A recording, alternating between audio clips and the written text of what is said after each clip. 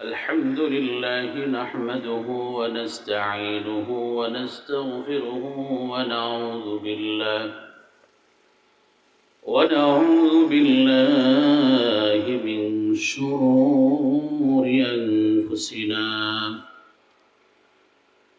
ومن سيئات أعمالنا من يهد الله فلا مضل له ومن يضلل فلا هادي له ونشهد أن لا إله إلا الله وحده لا شريك له ونشهد أن محمدًا عبده ورسوله صلى الله عليه وعلى آله وأصحابه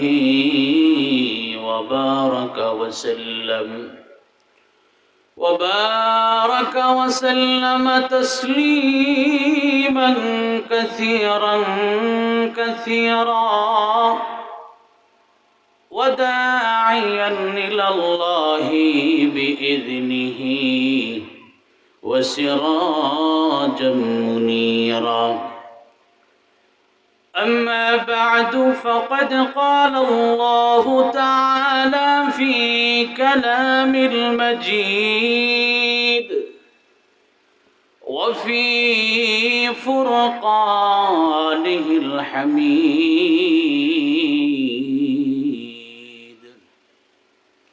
أعوذ بالله من الشيطان الرجيم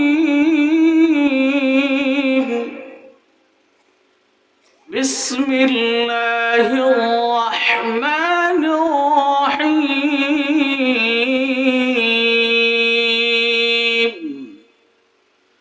وإذ قال ربك للملائكة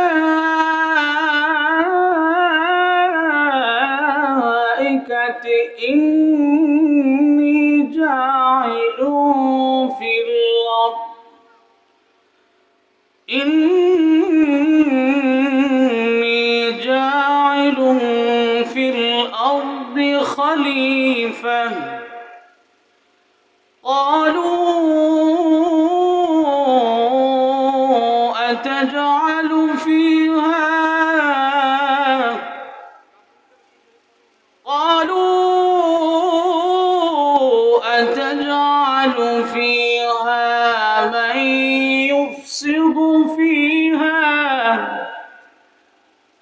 من يفسد فيها ويسفك الدماء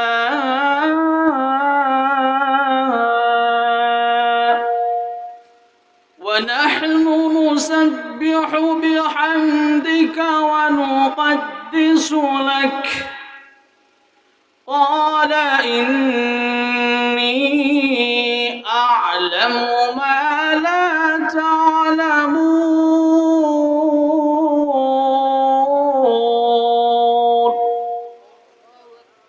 وعلم آدم الأسماء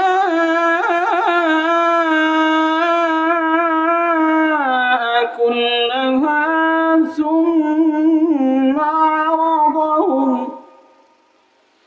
ثم عرضهم على الملائكة فقال أنبئوني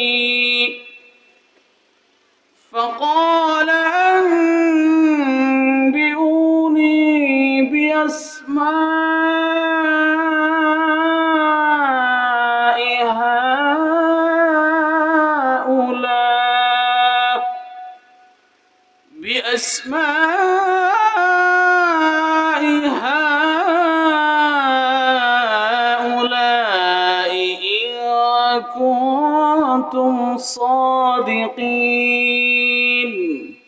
صدق الله العظيم وقال النبي صلى الله عليه وسلم والله لا يؤمن والله لا يؤمن والله لا يؤمن الذي قيل ومن يا رسول الله الذي لا يأمن جاره أو كما قال عليه الصلاة والسلام وقال تعالى في شان حبيبه ومحبوبه ومعشوقه إن الله وملائكته يصلون على النبي يا أيها الذين آمنوا صلوا عليه وسلموا تسليما اللهم صل على محمد وعلى آل محمد كما صليت على إبراهيم وعلى آل إبراهيم إنك حميد مجيد شكر منوجك দিয়ে পড়ি اللهم صل على محمد وعلى آل محمد كما صليت على إبراهيم وعلى آل إبراهيم إنك حميد مجيد أستغفر الله أستغفر الله أستغفر الله الذي لا إله إلا هو الحي القيوم وأتوب إليه الحمد لله রঘুনাথপুর খেজুরতলা বাজার কেন্দ্রীয় জামে মসজিদের উদ্যোগে 10তম 2 দিন ব্যাপী বার্ষিক ওয়াজ মাহফিলের আজকের সমাপনী দিনে উপস্থিত রয়েছেন উক্ত মাহফিলের সম্মানিত সভাপতি সাহেব, আমার সম্মুখে উপবিষ্ট আছেন মুরব্বিয়ানে আজম, মুসল্লিয়ানে একরাম, কলিজার টুকরা আমার ভাইয়েরা, পর্দার অন্তরালে রয়েছেন শ্রদ্ধেয়া সম্মানিতা মা ও বোনেরা। সর্বোপরি মহান তাবারক রব্বুল আলামিনের প্রতি আমরা শুকর গুজার হব সকলে, দিলকে উজাড় করে মহান রব্বে করিমের দরবারে সম্মিলিতভাবে সকণ্ঠে একসাথে এক তালে মহান রব্বে করিমের কালিমাতুশ শুকর আদায় করব। সকলে বলি আলহামদুলিল্লাহ, আরো জোরে বলি আলহামদুলিল্লাহ। আশা করি আপনারা সকলেই ভালো আছেন। আপনাদের দোয়ায় ঢাকা থেকে সফর করে আপনাদের সামনে উপস্থিত হয়েছি মহান রব্বে করিমের কৃপা। টাইম দেওয়া হয়েছিল 9:15, যার কারণে আমি জাস্ট টাইম ছাড়া উঠি নাই। বুঝতে পারছেন মনে হয়, হয়তো অনেকের সংশয় হয়েছে হুজুর এখনও কেন নাই। আমি উপস্থিত হয়েছি অনেক আগেই আলহামদুলিল্লাহ। বাকি যেহেতু টাইম দেওয়া হয়েছে 15তে, আমি সেই অনুপাতে আসতেছিলাম। আল্লাহ পাক আমাদের সকলকে কবুল করুন, সকলে বলে আমিন। আসলে যেই টাইম দেওয়া হয়েছে, আমি কোরআন ও হাদিসের আলোকে সংক্ষিপ্ত এই সময়ের ভিতরে আলোচনা করার চেষ্টা করবে ইনশাআল্লাহ। প্রিয় উপস্থিতি, কোরআন ও হাদিসের যে মজমা, কোরআন ও হাদিসের যে আলোচনা, মাহফিলের ইন্তজাম যে আমরা করে থাকি, আমাদের অক্লান্ত পরিশ্রমের টাকা দিয়ে হয়, ঠিক কিনা বলেন? আমি কথা বলবো, আপনারা সাথে সাথে জবাব দিবেন। আপনারা যদি জবাব না দেন তাহলে আমি কথা বলে মজা পাবো না। বুঝতে পারছেন?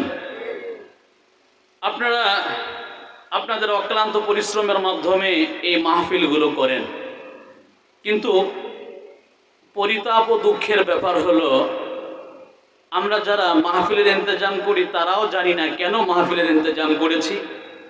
যিনি বক্তা ওনার উদ্দেশ্য থাকে অধিকাংশ, সবার না, ভাইরাল হওয়ার জন্য। দেখেন, মাহফিল যারা ইন্তজাম করেন, কোরআন ও হাদিসের মজমা হবে, মহান রব্বে করিমের কোরআনের তাফসীর হবে, হাদিসের আলোচনা হবে। যদি দুই একজন ব্যক্তিও শোনার পরে যদি আমল করে, এর নাজাতের জরিয়া হতে পারে। এই জন্য, ঠিক কিনা বলেন? এই জন্য যারা মাহফিলের ইন্তজাম করেন তাদের সর্বপ্রথম নিয়তকে পরিশুদ্ধ করা দরকার, যে এই মাহফিল কার জন্য। সকলে বলেন, আওয়াজটা জোরে হইতেছে না।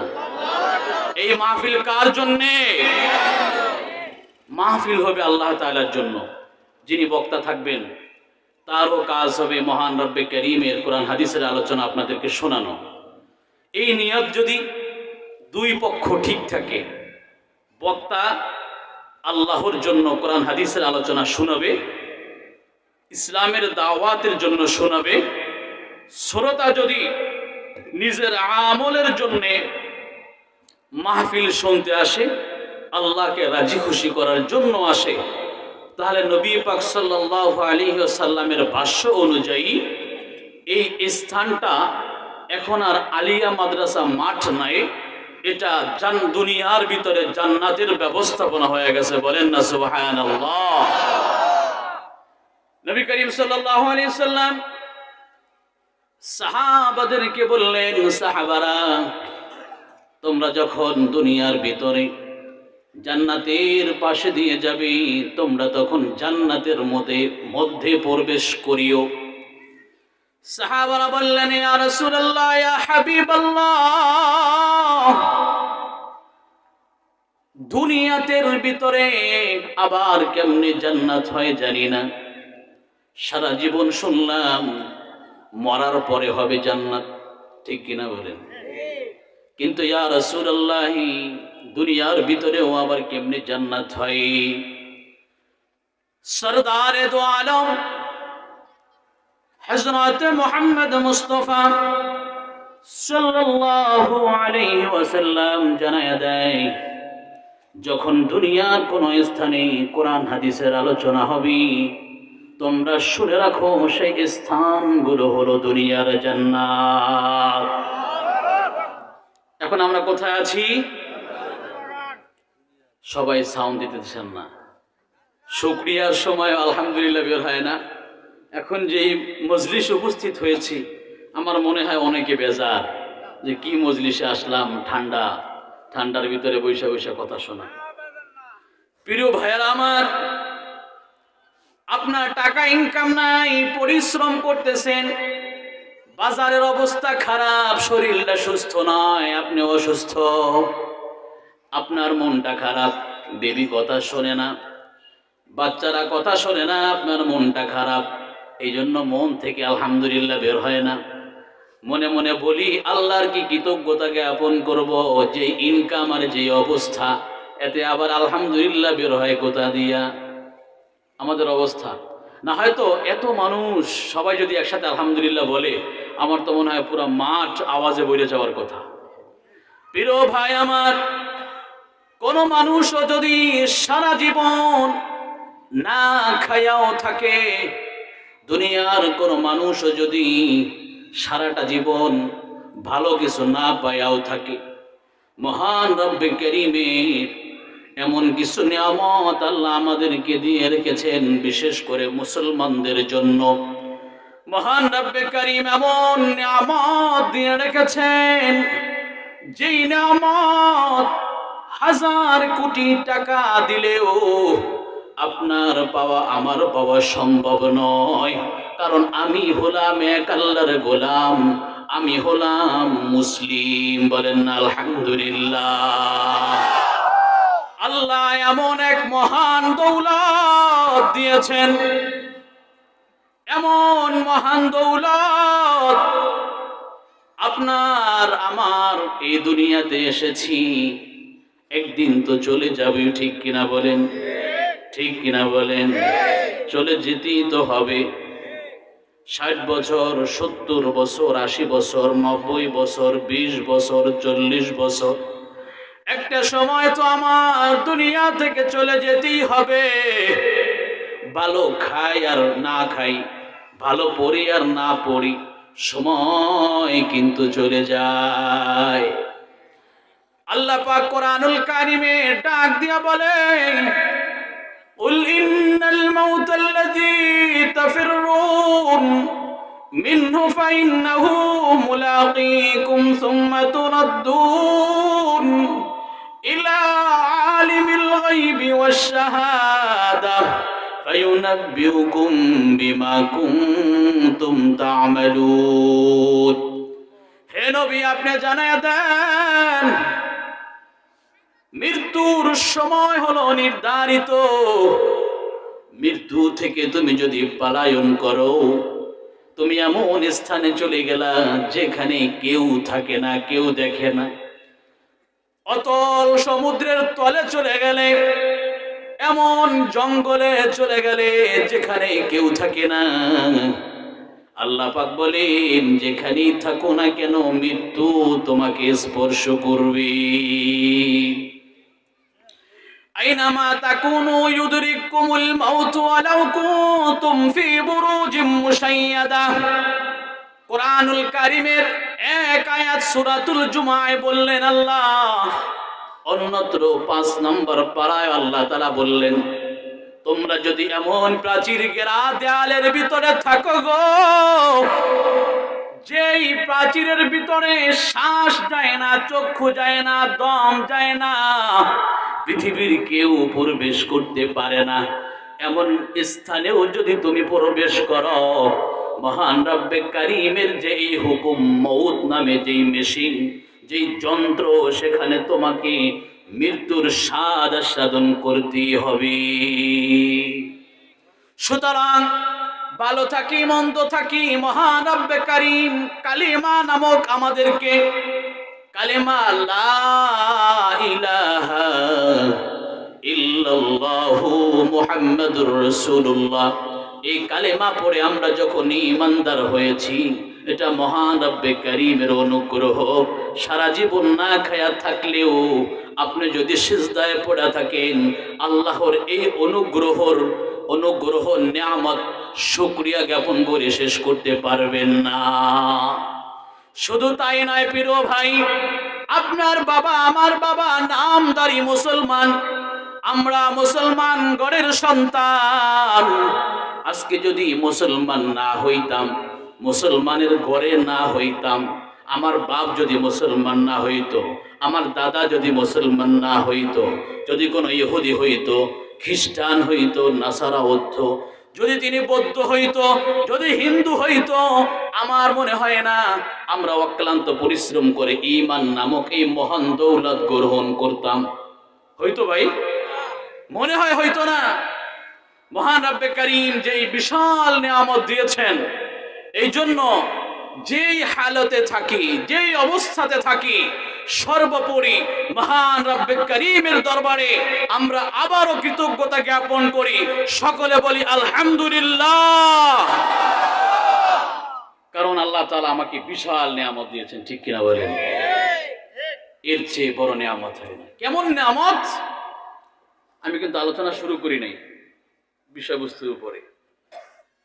1 নম্বর নিয়ামত, তাকায় দেখেন, নবী করিম সাল্লাল্লাহু আলাইহি সাল্লাম একটা দোয়া আমাদেরকে শিখিয়ে দেয়া গেছে।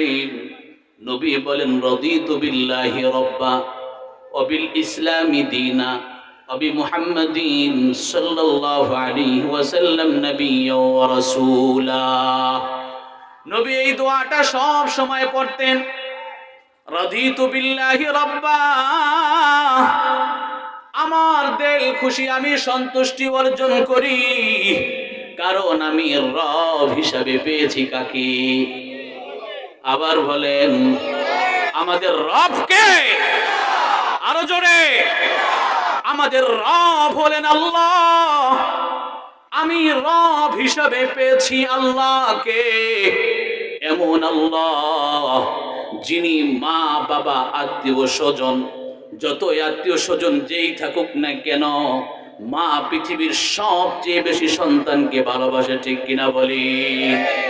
হাদিসে কুদসির ভিতরে এসেছে, নবী পাক সাল্লাল্লাহু আলাইহি ওয়াসাল্লাম জানায়া দেয়, পৃথিবীর সমস্ত মায়ের যে ভালোবাসা, মায়েরা তো বেশি সন্তানদেরকে ভালোবাসে, সমস্ত মায়েদের ভালোবাসা যদি একত্রিত করা হয়, মহান রব্বে কারীমের ভালোবাসার মহাব্বতের 100 ভাগের 1 ভাগ হবে।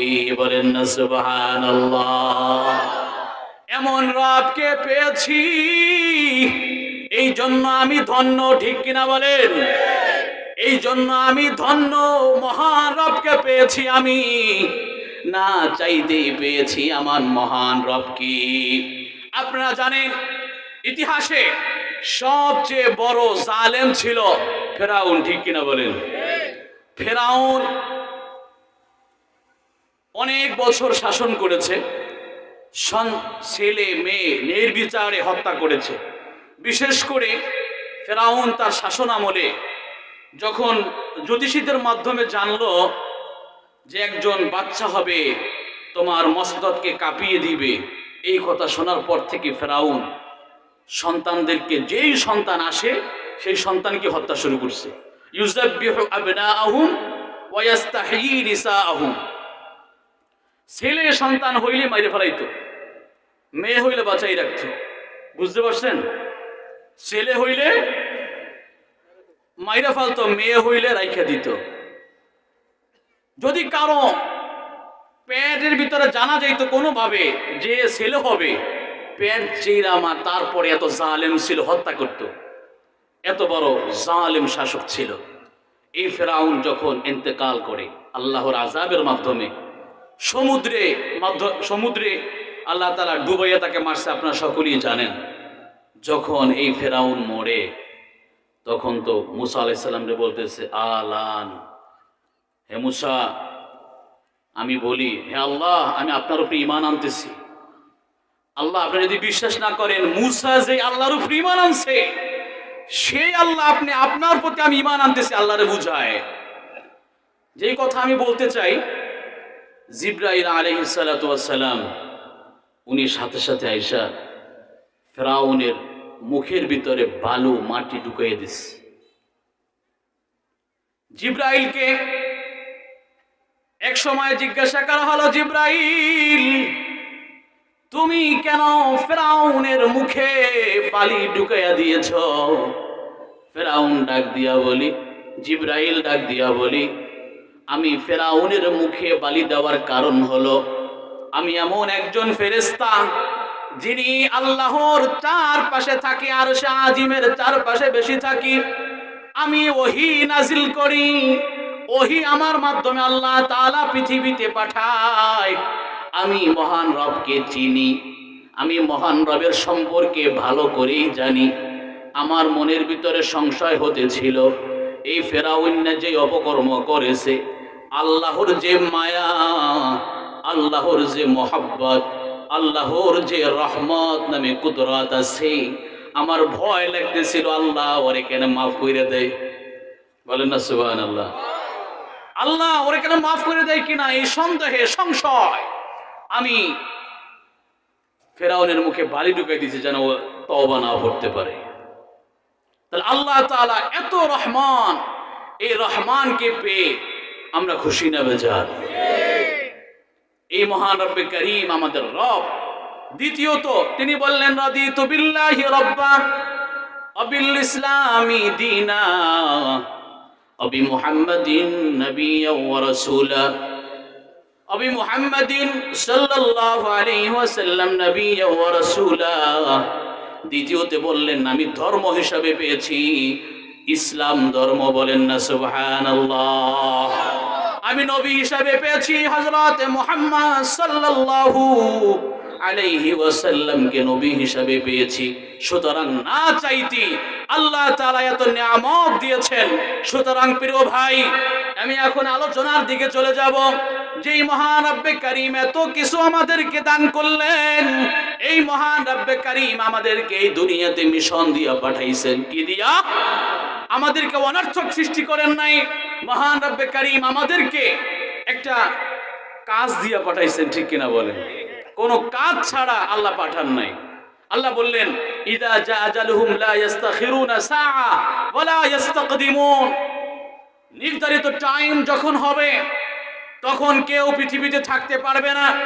মালাকুল মউত যখন আসবে তখন তোমার দুনিয়া থেকে চলে যেতেই হবে।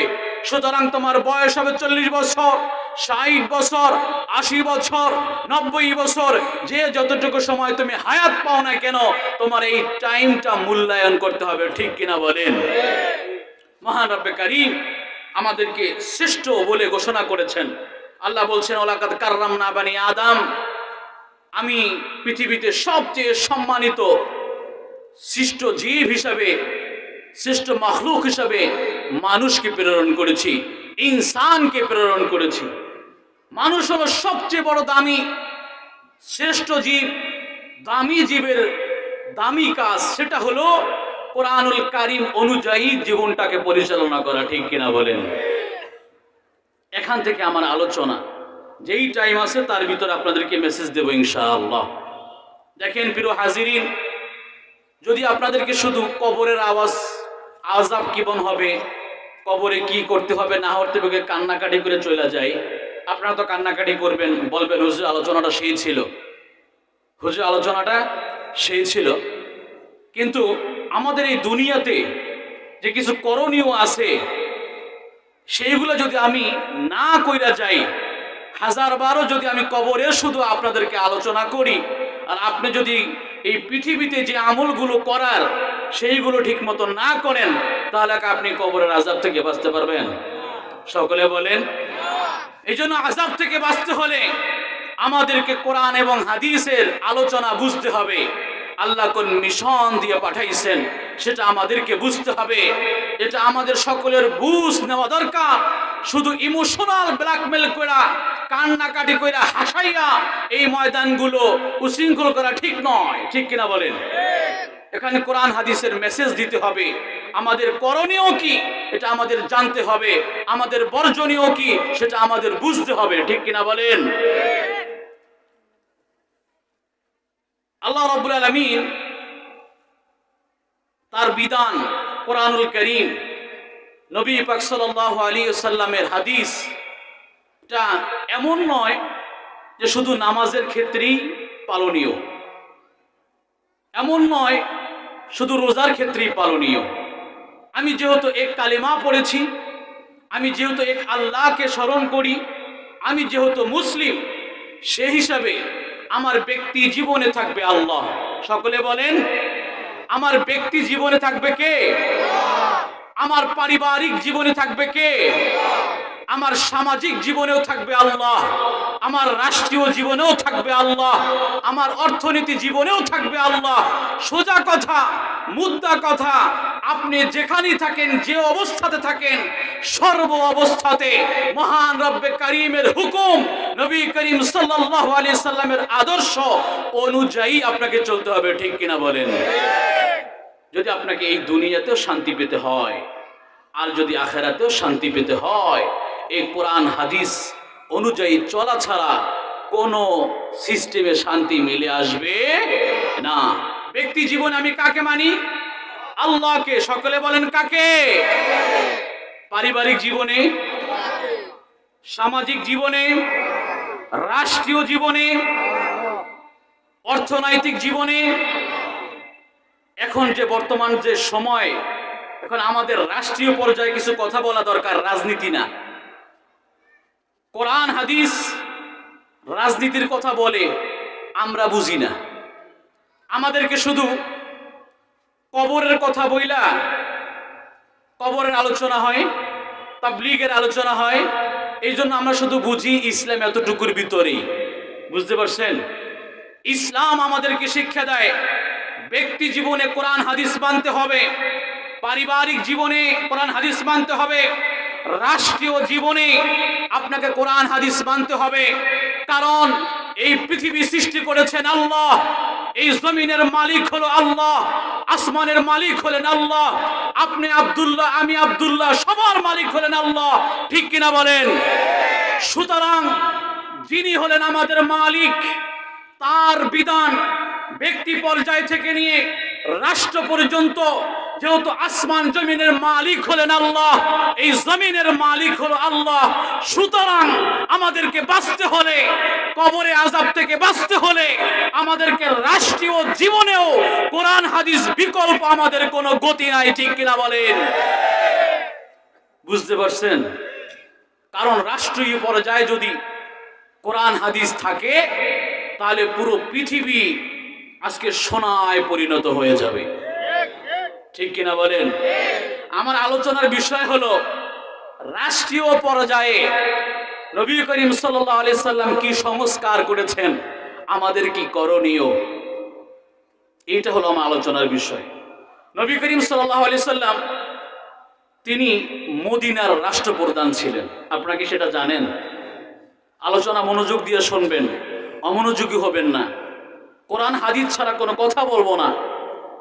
যদি আমি মুসলমান হই, এই কোরআনের প্রতি যদি আপনার বিশ্বাস থাকে, তাহলে কোনো ব্যক্তি কোনো প্রশ্ন করার সুযোগ নাই, এই কথার উপরে আপনার প্রশ্ন করতে পারবেন না। যদি আমি ভুল বলি তাহলে আপনি প্রশ্ন করবেন। তাছাড়া আমি যদি কোরআন থেকে ইসলামের কথা বলি, রাসূলের হাদিস থেকে ইসলামের কথা বলি, আপনি মুসলিম হিসাবে, আপনি যদি বিএমপি হন, আপনি যদি জামাত ইসলাম হন, আপনি ছাত্র আন্দোলন হন, খেলাফত মজলিস হন, তরিকাতে ফেডারেশন হন, আপনি আওয়ামী লীগ হন, যে দলের হোক না কেন, আপনি যদি কালেমাদারি মুসলমান হন, তাহলে এই কোরআনের উপরে কথা চলবে। আরো জোরে, কোরআনের উপরে কথা চলবে না। সোজা কথা, কোরআনের উপরে আমার কোনো সংশয় নাই। হ্যাঁ, আপনি যদি এখানে প্রকাশ্যে দাঁড়ায় বলতে পারেন আমি মুসলমান নই, তাহলে আপনার সাথে কথা হবে। যদি আপনি মুসলমান দাবি করেন, তাহলে আপনাকে কোরআনের উপরে প্রশ্ন করার সুযোগ নাই।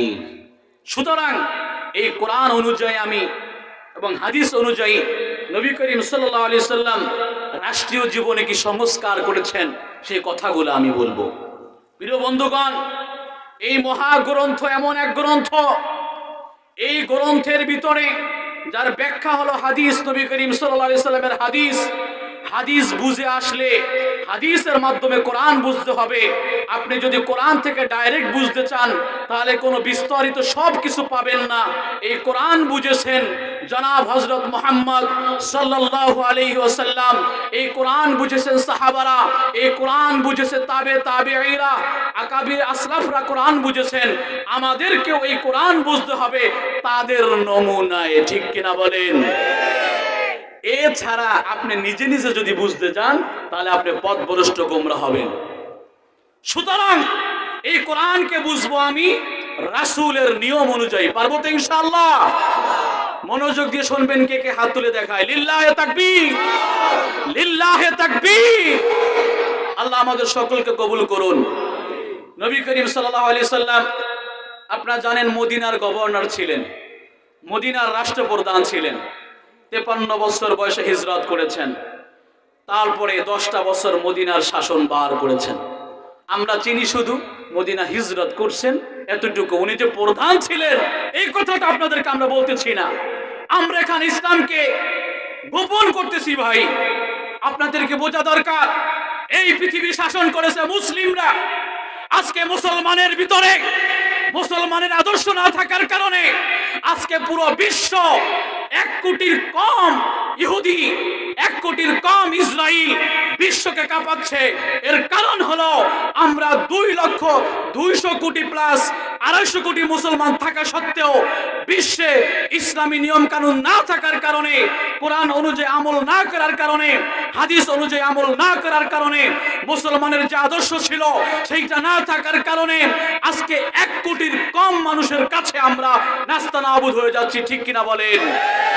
আজকে যদি আপনার ভিতরে, আমার ভিতরে, বিশ্ব সকল মুসলমানের ভিতরে যদি এই কোরআন হাদিসের জ্ঞান আবার ফিরে আসে, সুন্নতের আদর্শ যদি আবার ফিরে আসে, তাহলে 313 জন সাহাবারা যেমনি ভাবে বদরের প্রান্তে তারা বিজয় লাভ করেছিল, আমরা ইনশাআল্লাহ আবারও এই সুন্নাহ অনুযায়ী চলে, কোরআন অনুযায়ী চলে বিশ্বকে আমরা জয় করব ইনশাআল্লাহ।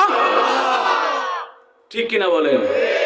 কারণ এই কোরআন এমন এক মেডিসিন, আজ পর্যন্ত কোনো ব্যক্তি এই কোরআনের মতো একটা আয়াতের অংশ চ্যালেঞ্জ দিয়ে কিছু করতে পারে নাই। বিজ্ঞানীরা বিজ্ঞান হয়েছে কোরআন রিসার্চ করে, হাদিস রিসার্চ করে তারা বিজ্ঞানী হচ্ছে। তুমি আমি মুসলমান নন্টু বন্টু আমরা গেছি গা হতাইয়া। আমাদের কাজ কি? দোকানে বসে চা খাওয়ার, পান খাওয়ার। আমরা বলি কি জানেন? আরে ওটা রাষ্ট্রপ্রধান দেখবে। আপনি মুসলিম হিসাবে আপনার করণীয় কি? সেটা আপনি করবেন না। আপনি ব্যক্তি হিসাবে আপনার কি করণীয়? ডাইল পানি খাইয়া চলে গেলে কি হবে? না আল্লাহ আপনাকে প্রশ্ন করবে। আল্লাহ যদি প্রশ্ন করে, আমার কালামুল্লাহর বিরুদ্ধে সংসদে পাশ হয়েছিল, তুমি আব্দুল করিম কি করেছিলে? নবী যদি সেই কাল কিয়ামতের ময়দানে দাঁড়িয়ে বলে, আব্দুল করিম তুমি কি করেছিলে? দিনকে सूरज डूब रही है, आज हमारा सामने रोजे महशर क्या जवाब है मुस्तफा की सामने। কাল কিয়ামতের ময়দানে নবী যদি আমাদেরকে বলে, ইয়া উম্মতি তোমরা কি করেছিলে? আমার সুন্নাতের বিরুদ্ধে কথা হয়েছিল, আমার বিরুদ্ধে কথা হয়েছিল, আমাকে নাস্তিকরা গালি করেছিল, গালমন্দ করেছিল, আমার বিরুদ্ধে ষড়যন্ত্র হয়েছিল, তোমরা কি করেছিলে? তখন আপনি আমি কি জবাব দিব আল্লাহর রাসূলের সামনে? আপনার আমার করণীয় আছে কিনা? সুতরাং প্রিয় ভাই, আমাদের করণীয় কি? নবী করিম সাল্লাল্লাহু আলাইহি সাল্লাম রাষ্ট্রীয় পর্যায়ে কি করণীয় সেটা মেসেজ দিচ্ছেন। ব্যক্তি জীবনে আলোচনা করব না, পারিবারিক জীবনও করব না, সাংসারিক জীবন করব না, অর্থনৈতিক বিষয়টা বলবো না, শুধু রাষ্ট্রীয় জীবনটা নবী করিম সাল্লাল্লাহু আলাইহি সাল্লাম কিভাবে সংস্কার করেছিলেন কোরআন হাদিস থেকে ততটুকু বুঝাবো প্রিয় ভাই। নবী করিম সাল্লাল্লাহু আলাইহি সাল্লাম সর্বপ্রথম তিনি যে সংস্কারের কাজ করেছিলেন, এক নম্বর তিনি ঈমানের দাওয়াত দিয়েছিলেন সকলকে। কিসের দাওয়াত? সকলে বলেন। ঈমান ভিত্তিক সমাজ ব্যবস্থা তিনি চালু করেছিলেন। ঈমান ভিত্তিক সকলকে ঈমানের দাওয়াত দিয়েছিল, সকলকে ঈমানের দাওয়াত। কারণ যেই ব্যক্তি মুসলমান, যেই ব্যক্তি কালেমা পড়ে ইসলাম গ্রহণ করেছে, সেই ব্যক্তি কখনো দুর্নীতিবাজ হবে না, সেই ব্যক্তি কখনো অত্যাচারী হবে না, সেই ব্যক্তি কখনো স্বৈরশাসক হবে না, সে অন্যের জমি লুট করে খাবে না, সে চাঁদাবাজি করে খাবে না, সে দোকানের চাঁদাবাজি করে খাবে না, অটো রিকশার টাকা মাইরা খাবে না, রাষ্ট্রীয় সম্পদ মাইরা খাবে না। ঠিক কিনা বলেন? কারণ কালেমা আমাদেরকে শিক্ষা দেয়, এক আল্লাহর সামনে আমি সারেন্ডার, এক আল্লাহর সামনে আমি আমার জীবনকে সঁপে দিলাম। এই জন্যই আমাকে বলা হয় মুসলিম। ঠিক কিনা বলেন? মুসলিম মানে কি? আমার জীবনটাকে আল্লাহর সামনে সঁপে দেওয়া। নবী করিম সাল্লাল্লাহু আলাইহি সাল্লাম সর্বপ্রথম সমাজে ঈমানের দাওয়াত দিয়েছেন। আর এই দাওয়াত দিতে গিয়ে নবী করিম সাল্লাল্লাহু আলাইহি সাল্লাম অনেক কষ্টের সম্মুখীন হয়েছেন। আপনারা জানেন না, অনেকে জানেন ইতিহাস থেকে। সংক্ষিপ্ত একটা কথা বলি। তায়েফের ময়দানে নবী পাক সাল্লাল্লাহু আলাইহি সাল্লাম, যার গায়ে একটা মশা পড়া ছিল হারাম, যার গোটা জীবনের সমস্ত গুনাহ মাফ, এমন নবী সাইয়্যিদুল মুরসালিন খাতামুন নবিয়্যিন, তিনি তায়েফের ময়দানে দাওয়াত দেওয়ার জন্য চলে গেলেন। দীর্ঘদিন দাওয়াত দিলেন। দাওয়াত দেওয়ার পরে মানুষ তো ইসলাম গ্রহণ করলই না। নবী করিম সাল্লাল্লাহু আলাইহি সাল্লাম যখন তায়েফ থেকে গমন করেন, তায়েফের দুষ্ট কাফেরেরা কিছু লোক বাচ্চাদেরকে লীলাইয়া দিছে যে যাও, এইটা পাগল, নাউজুবিল্লাহ। সকলে বলে নাউজুবিল্লাহ। মুহাম্মদ সাল্লাল্লাহু আলাইহি সাল্লাম পাগল, মাজনুন, তোমরা পাথর নিক্ষেপ করো। প্রিয় ভাই, তুমি আমি ইসলাম পেয়েছি, তুমি আমি কালেমা পেয়েছি, যাদের কুরবানির বিনিময় পেয়েছি, আজকে তাদেরকে নাস্তিকরা তাদেরকে নিয়ে ছেলেখেলা করে, তাদের নিয়ে বাজে মন্তব্য করে তুমি আমি চা খাই আর পান খাইয়া ফুর্তি করতেছি। যাদের মাধ্যমে ইসলাম পেয়েছি তাদেরকে আমরা ভুলে গেছি। নবী পাক সাল্লাল্লাহু আলাইহি সাল্লাম দাওয়াত দিয়ে আসতেছেন, ওই দুষ্ট ছেলেরা পাথর নিক্ষেপ করে নবী করিম সাল্লাল্লাহু আলাইহি সাল্লামকে রক্তাক্ত করেছে। শুধু রক্তাক্ত নয় প্রিয় ভাই, নবী করিম সাল্লাল্লাহু আলাইহি সাল্লাম পাথরের আঘাতে বেহুশ পর্যন্ত হয়ে গেছেন। শুধু তাই নয়, নবী পাক সাল্লাল্লাহু আলাইহি সাল্লামের এই পবিত্র মোবারক জিসম থেকে রক্ত বের হয়ে তার জুতা লাগিয়ে গেছে রক্তে। বেহুশ হয়ে পড়ে গেছে। অন্য কাফেররা দেখা এসে আবার পানি পান করাইছে। সেই নবী আমার এই ঈমানি দাওয়াত দেওয়ার জন্য অনেক প্রচেষ্টা করেছেন। শুধু তাই নয়, সহিহ ইবনে খুজাইমার ভিতরে এসেছে নবী করিম সাল্লাল্লাহু আলাইহি সাল্লাম একবার জিল মাজাজ নামক একটা বাজার, এই বাজারে নবী করিম সাল্লাল্লাহু আলাইহি সাল্লাম দাওয়াত দিতেছিলেন, কালেমার দাওয়াত। যখন দাওয়াত দিচ্ছেন, ওই তারেক রাদিয়াল্লাহু তাআলা আনহু তিনি বলতেছেন, আমি দেখতেছি কিছু লোক নবী করিম সাল্লাল্লাহু আলাইহি সাল্লামের পিছন থেকে পাথর নিক্ষেপ করতেছে। বিশেষ করে একটা লোক যিনি দূরে বসে পাথর নিক্ষেপ করতেছে। আমি দূর থেকে দেখি সেই লোকটা ছিল আবু লাহাব। কে ছিল? আবু লাহাব। নবী করিম সাল্লাল্লাহু আলাইহি সাল্লাম দাওয়াত দিচ্ছেন আর এরা পাথর নিক্ষেপ করছে। আমার নবী পাক সাল্লাল্লাহু আলাইহি সাল্লাম আমাদেরকে জান্নাতের অধিবাসী করার জন্য, আমাদেরকে জান্নাতের অবস্থান নেওয়ার জন্য, আমাদেরকে আল্লাহ পাকের কাছে প্রিয় মাহবুব হওয়ার জন্য নবী পাক সাল্লাল্লাহু আলাইহি সাল্লাম সারাটা জীবন আমাদের জন্য দোয়া করে গেছেন, পরিশ্রম চালায় গেছেন। তাইফের ময়দানে বেহুশ হয়ে গেছেন। নবী করিম সাল্লাল্লাহু আলাইহি সাল্লাম বলেন নাই, জিবরাইল আলাইহিস সালাম আসেন দৌড়ে, ইয়া রাসূলুল্লাহ আপনি শুধু বলেন আমি এই তায়েফবাসীকে ধ্বংস করে দিই। নবী পাক সাল্লাল্লাহু আলাইহি সাল্লাম বললেন, জিবরাইল জানি আমি যদি অর্ডার করি তুমি ওদেরকে হত্যা করে ফেলবে, সবাইকে ধ্বংস করে ফেলবে, কিন্তু আমি আল্লাহ তাআলার প্রতি ঈমান এতটুকু রাখি যে আশা করা যায় এক সময় না এক সময় এই তায়েফ থেকে কিছু মুসলমান হবে ইনশাআল্লাহ। তিনি বলতেছেন বদদোয়ার দরকার নাই, ও জিবরাইল আমি তায়েফবাসীর জন্য বদদোয়া করব না, আমি আল্লাহ তাআলার কাছে ক্ষমা চাই। মহান রব্বে কারীম আপনি আমাকে ক্ষমা করে দেন, আমি সুন্দরভাবে দাওয়াত দিতে পারি নাই। দেখছেন নবী করিম সাল্লাল্লাহু আলাইহি সাল্লাম কতটা মায়া। ইন্তেকালের আগে হাদিসে মোবারক এসেছে একবার জিবরাইল আলাইহিস সালাতু ওয়াস সালাম হঠাৎ করে নবী পাক সাল্লাল্লাহু আলাইহি ওয়াসাল্লামের সামনে আসলেন। নবী পাক সাল্লাল্লাহু আলাইহি ওয়াসাল্লাম জিবরাইল আলাইহিস সালাতু ওয়াস সালামের চেহারার দিকে তাকায়া দেখলেন চেহারাটা একটু বিষণ্ণ। বললেন, জিবরাইল অন্য দিনের চেয়ে আজকে তোমার ফেসটা কেমন যেন দেখায়, তোমার চেহারাটা কেমন যেন দেখায়। বলো জিবরাইল তোমার মনটা আজকে কেন এমন দেখায়, চেহারাটা এমন কেন দেখায়?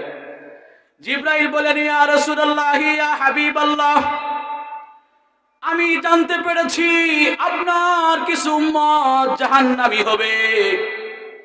আমার নবী এই কথা শোনার পর তিনি 3 দিন পর্যন্ত কিছু খায় নাই, শুধু নামাজ পড়তে যায় আর ঘর আটকায়া রাখে, কারণ তার মনের ভিতরে শুধু পেরেশানি, কালকে আমাদের ময়দানে আমার উম্মত যদি জাহান্নামী হয় আমি কি করব, পেরেশানি।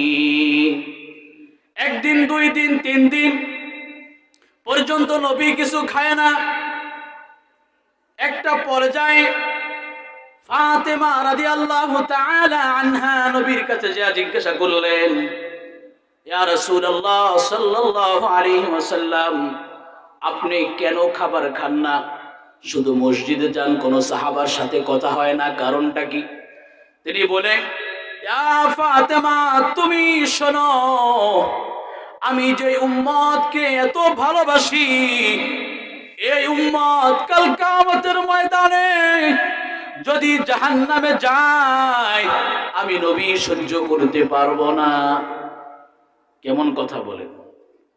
কাল কিয়ামতের ময়দানে সব মানুষ দিশেহারা হয়ে যাবে, সবাই ইয়া নফসি পড়বে, আমার নবী সিজদায় পড়ে আল্লাহর কাছে শুধু বলবে, আল্লাহ ইয়া উম্মতি ইয়া উম্মতি। সব নবীও নিজের জন্য বিবেচনা করবে, সব মানুষ দিশেহারা হয়ে যাবে। আমার নবী সাইয়্যিদুল মুরসালিন খাতামুন নবীন, তিনি কাল কিয়ামতের ময়দানেও আমাদেরকে ভুলবেন না। সিজদায় পড়ে শুধু বলবে, আল্লাহ তুমি আমার উম্মতদেরকে ক্ষমা করে দাও। বলেন না সুবহানাল্লাহ। এই নবী বলছেন যে প্রথম রাষ্ট্রে ঈমান ভিত্তিক দাওয়াতি কাজ তিনি আঞ্জাম দিয়েছেন, ঈমান ভিত্তিক কাজ। 2 নম্বর, তিনি বলছেন রাষ্ট্রে যদি শান্তি চাও, রাষ্ট্রে যদি মানবতা চাও, রাষ্ট্রের মানুষ যদি নিরাপদ থাকতে চায়, তাহলে যারা রাষ্ট্রপ্রধান হবে, যিনি গ্রুপ লিডার হবে, যিনি মেম্বার হবে, যিনি চেয়ারম্যান হবে, যিনি এমপি হবে, যিনি মন্ত্রী হবে, যিনি রাষ্ট্রপ্রধানমন্ত্রী হবে, তার দ্বিতীয়ত করণীয় হলো সমস্ত মানুষদেরকে জুলুম করা যাবে, জুলুম থেকে তাদেরকে হেফাজত করতে হবে। কি থেকে বলেন? জুলুম করা যাবে, জুলুম করা যাবে না। 1 নম্বর বললেন ঈমানি দাওয়াত দেওয়া।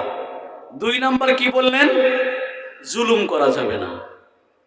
জুলুম যার বিপরীত হলো আদালত। কি বলেন? আদালত। জুলুম হলো অন্যায়, অবিচার, আর আদালত হলো ইনসাফ, ন্যায়পরায়ণতা। যে যতটুকু প্রাপ্য তাকে ততটুকু দিয়ে দেওয়া হলো আদালত।